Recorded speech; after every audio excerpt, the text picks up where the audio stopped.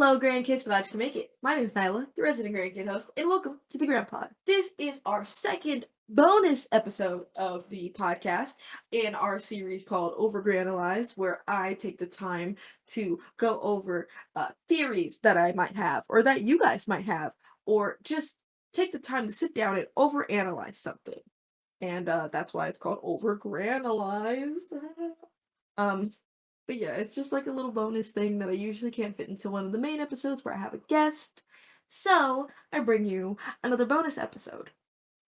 If you don't like me that much and you kind of don't want to just sit here with me this whole time, I completely understand that. I have 5 episodes already out of the main podcast where I have super awesome guests, and we will have some more of those. So, if you would like to go check something out that's not just me, then you can go ahead and check those out wherever you get your podcast. Or if you're the opposite and you really, really like me and you really like having this quality one-on-one time with your boy, then there is one other bonus episode that is already out that you can go listen to as we speak. As I speak right now, you could be listening to another version of just me talk about something else. What did I talk about in that one? That's a great question. I kind of had this theory about the line, just don't look behind that door in Welcome to Paradise, and I made a whole video about it. So if that intrigues you, if that interests you, if it's something that you think you'd like, go ahead and check that out. Because I really like making that, and I really like making these bonus episodes. So, what brings us here today? Well, I have another little theory. So here's how this episode came about, right? A while back on the Grandpod Twitter at Grandpod Always Be Plugging, I asked y'all what you guys would want to see in the bonus episodes. If you have any theories you want me to explore, if you have a specific thing that you want your local overthinker to overthink about. And we had a couple of submissions, one of which I never had thought of, and I took a liking to. This was sent to us by Eli, our beloved E. Hello, E.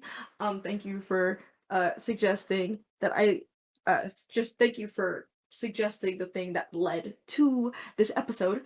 Um, they suggested that I dive into the careers of music video gram. Because there's like one video in Bloodwater where he is the milkman, and in Rock Bottom he is a photographer. And E wanted me to explore that. And I wanted to do it so bad. And so I set off to do so. I watched those 2 music videos, and then I ended up watching all of the music videos, including the Death of an Optimist ones. And then I started thinking, as I do, and came to realize that there's a bigger story here. So I will answer that question. I do have an answer for that, but I have a little bit more. We're going to dive into Grandson music videos. We're going to discuss the main primary difference between the music videos of the Modern Tragedy series and the Death of an Optimist saga era, if you will. And we're also going to explore the characters that are present within those two, like the common characters that are involved in them. So it's gonna be a ride.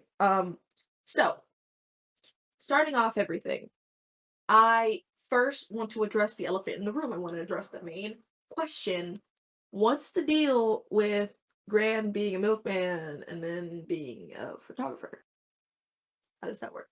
Well, I was watching the music videos and I came to realize something, right? A Modern Tragedy volumes 1 through 3 has a total of, I think, 6 music videos amongst the 3 EPs. Yeah, sorry. It has 6 music videos among the 3 EPs, 2 music videos per EP. Okay? That's where we're gonna start off.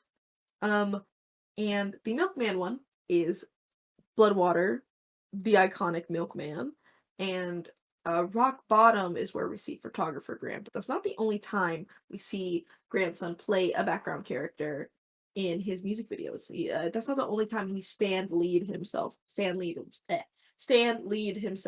a music video. Okay, so grandson technically makes an appearance in all 6 of these videos. Okay, he makes an appearance in all of them, which makes sense. Obviously, he's the artist, but with a lot of the music videos having their own narrative, he's not at the forefront of these, which I think is really interesting.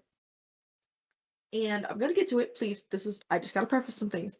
Um, so in all of these videos, I can pretty much go down the list. Bloodwater, Milkman, we've went through this. 6 o'clock, he's just kind of a dude chilling. That's kind of his whole vibe. Like the cops pass by him and he's a dude just chilling. In Apologize, he's playing music.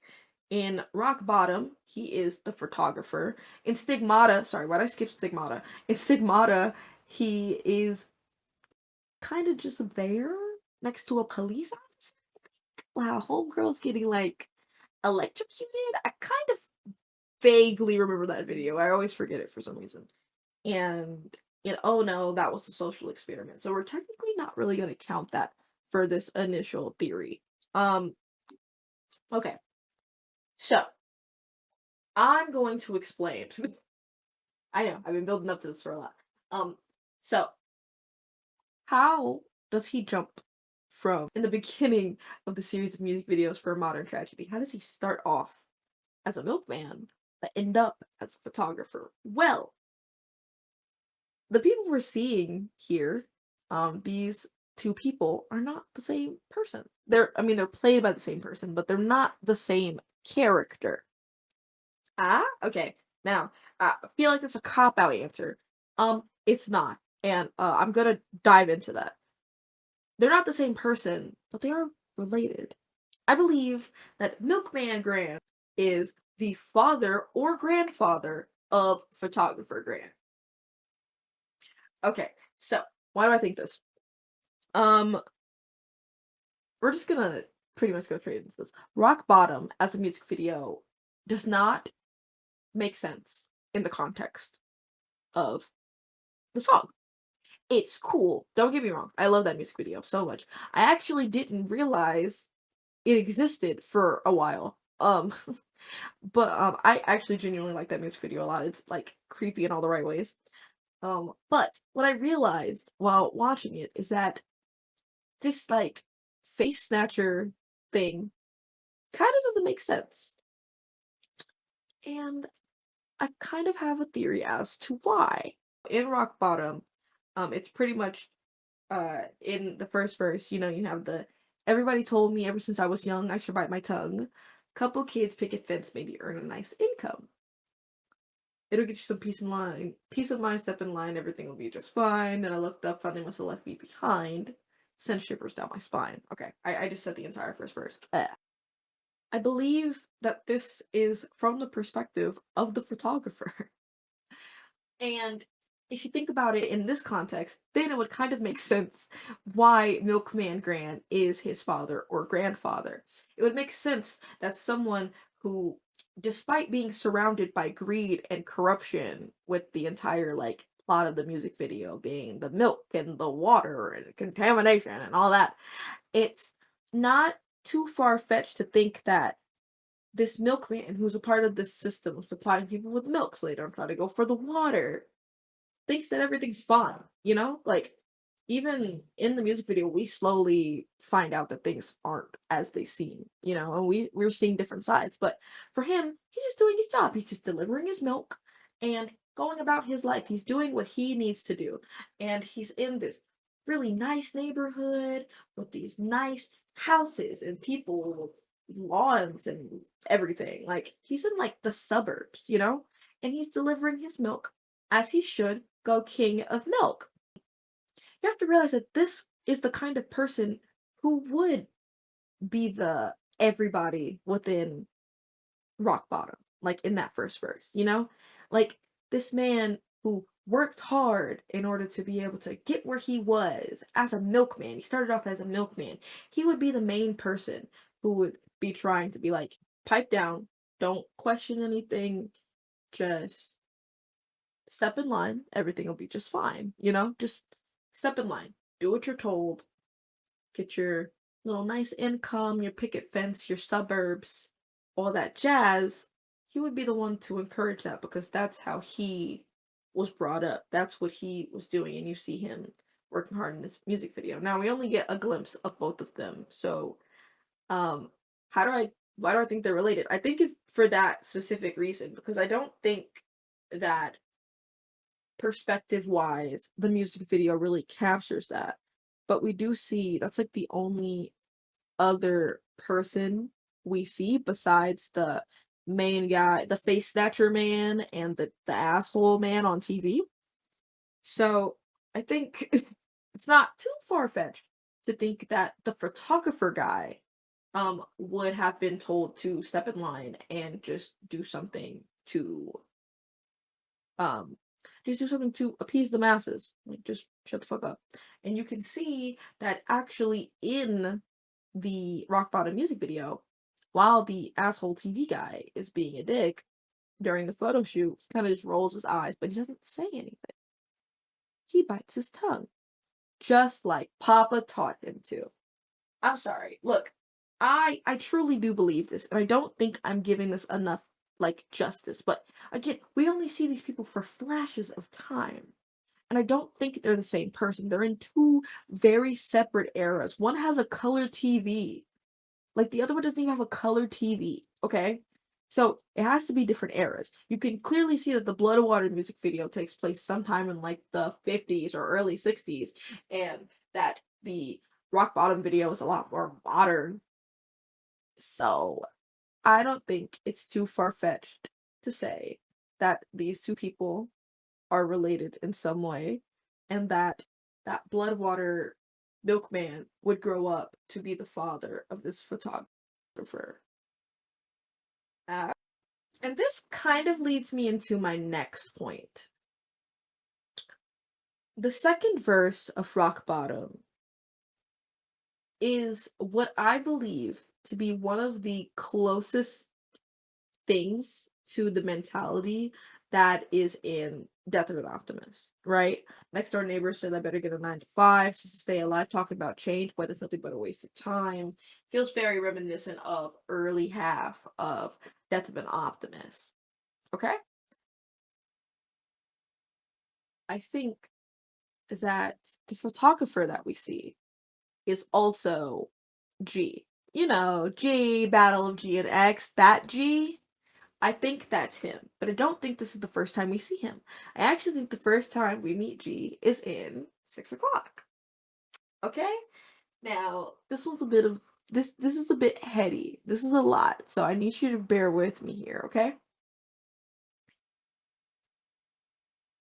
In the behind the scenes for the music video for Identity, Jordan specifically says that this is the first time we're introduced to the character X. He only says X. X is introduced for the first time in Identity, which is the first music video for the Death of an Optimist series, but not G. And I thought about that and I said, wait a minute. You said X and you only said X. This is the first time we're seeing X. But what about G? And I know what you might be thinking. Obviously, G is grandson. So, but, I would like to point out that yes, G is meant to represent grandson, but technically so is X. Like X is just a different side of grand. It's like two sides of the same coin. And we've heard grandson refer to himself as Granny before in song Fallen. So technically you could say that G is a separate character, a separate entity from Graham. Okay? We can technically say that here if we're talking. But I still think G appears in the Modern Tragedy series as well through Grandson's cameos in his music videos. Obviously not Bloodwater because I think Bloodwater, I think the guy's the dad. Okay, we get that, right? But we have like 5 more music videos to go through. 4 because we're not counting Oh No. So let's go through them. 6 o'clock, he's just a dude on the street. He's just chilling. He's just a dude chilling on the street, looking at the cops look at him. He doesn't say anything, doesn't do anything, but look up. That's it. That's his whole thing. That's his entire thing in that, okay? In Stigmata, he's just kind of a dude that's there next to a cop. Next to a cop. I didn't even think of that until just now. He's next to a cop. Anyways, alright, that's not what I'm thinking about. And we already talked about rock. So there's the 4 music videos that he appears in. Okay? Apologize, I kind of count and I kind of don't count. Because I think the argument could be made that because G represents grandson, the music would be how he would try to fight back. But I also just don't think it makes sense for him. Especially since that music video, I feel like Oh No and Apologize are so specific in their music videos because Apologize, I remember the music video shoot. Like he was like, hey, if you're in LA, come out to this music video shoot. We're gonna play the song for you, blah blah blah. I think that's so specific. Like Oh No was like the social experiment. I feel like both of those are such specific, isolated incidences that they don't really count within this. But in 6 o'clock, Stigmata, Rock Bottom, they all count towards who I think those 3 are G, okay?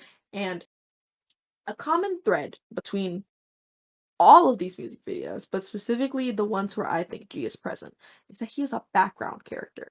And I think that's a very interesting point because in Death of an Optimist, G is the optimist. He is the point of the album. He's the one that you slowly see die and succumb to X, this feeling in the back of his head. I mean, he doesn't actually succumb to him, as far as you know. But, like, this is the guy we're following, you know? And even in the Ballad of G and X, like, you get the dichotomy of the two.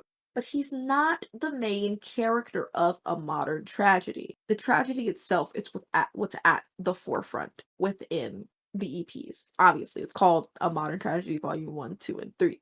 So why would G be the main character? He's not, which is why he appears in the background of all of these. He is a background character in this. He is an NPC.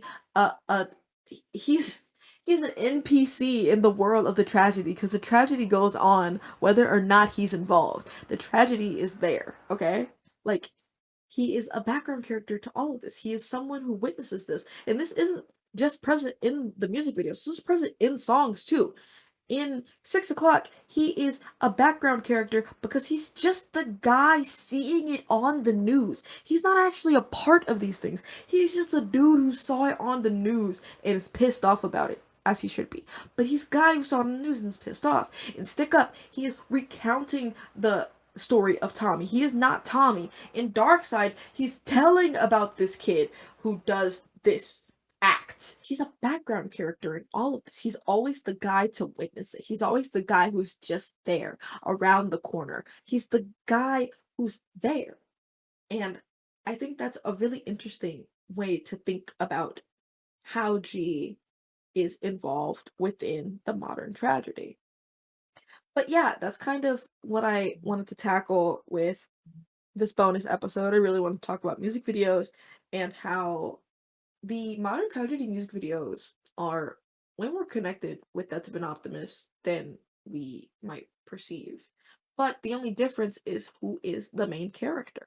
In the modern tragedy, the tragedy is the main character. But in Death of an Optimist, the optimist, G, is the main character. The tragedy shows up in Death of an Optimist, but it isn't at the forefront. We see a lot more introspective themes within Death of an Optimist. While in the modern tragedy, it's a lot more external. We see a lot of things that happen outside of G, which is why he continues to be a background character in those. Because in Death of an Optimist music videos, G is at the forefront of all of them except for one.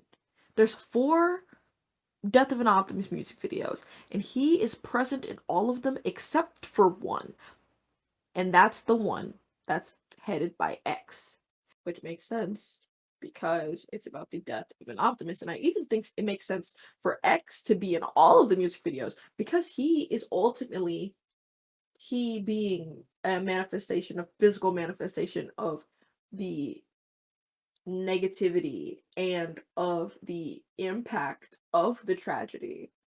Um, it makes sense, right? Like it makes sense for him to be in all of it because while the optimist is the main protagonist, X is the main antagonist who helps contribute to the death of an optimist. So I just think it all makes sense when you think about it. Yeah, that's it for this bonus episode. I talked a lot.